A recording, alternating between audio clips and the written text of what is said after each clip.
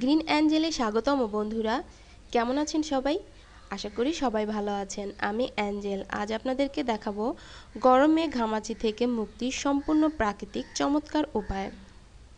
দেহের ঘর্মগ্রন্থিগুলোর মুখ যখন ময়লা ও ব্যাকটেরিয়ার জন্য আটকে যায়, তখন ঘাম বের হতে না পেরে সেখানে আটকে গিয়ে ঘামাচি তৈরি হয়।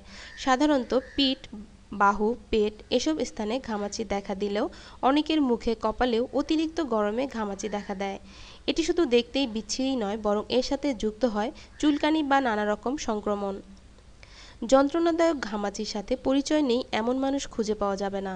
ঘামাচি থেকে মুক্তি পেতে নানা ধরনের নামিদামি পাউডার বা ক্রিম ব্যবহার করেন অনেকেই। আবার কেউ কেউ ডাক্তারের শরণাপন্ন হয়ে থাকেন বাধ্য হয়ে।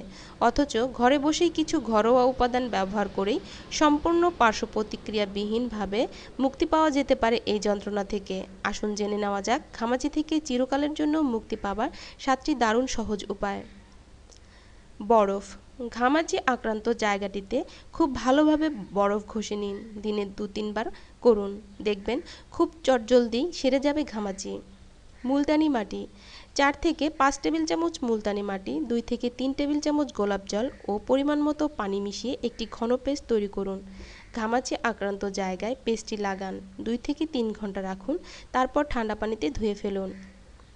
ঠান্ডা পানি। ঠান্ডা পানিতে একটি পরিষ্কার সুতি কাপড় ভেজান, তারপর সেটি তুলে আক্রান্ত জায়গায় লাগান যতক্ষণ না জায়গাটি পানি শুষে নিচ্ছে। এভাবে দিনে 2 থেকে 3 বার করুন, এতে ঘামাচি দ্রুত সেরে উঠবে।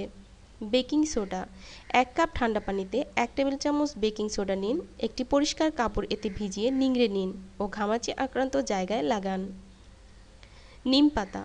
নিম পাতা ভালোভাবে বেটে নিন, খানিকটা পানি মিশিয়ে পেস্ট তৈরি করুন এবং আক্রান্ত জায়গায় লাগান। সম্পূর্ণ না শুকনো পর্যন্ত অপেক্ষা করুন। নিম পাতার অ্যান্টিব্যাকটেরিয়াল উপাদান ঘামাচির জীবাণু মেরে ফেলে দ্রুত আপনাকে ঘামাচি থেকে মুক্তি দেবে। কিছুক্ষণ পর তুলে ফেলুন। ভালো ফল পাবার জন্য দিনে 4 থেকে 5 বার এটি করতে পারেন। লেবুর রস। প্রতিদিন কমপক্ষে 3 থেকে 4 গ্লাস লেবুর শরবত পান করুন, একটু বেশি করে লেবু মিশিয়ে। এটি ঘামাচি নিরাময়ে কাজ করবে স্রেফ জাদুর মতোই।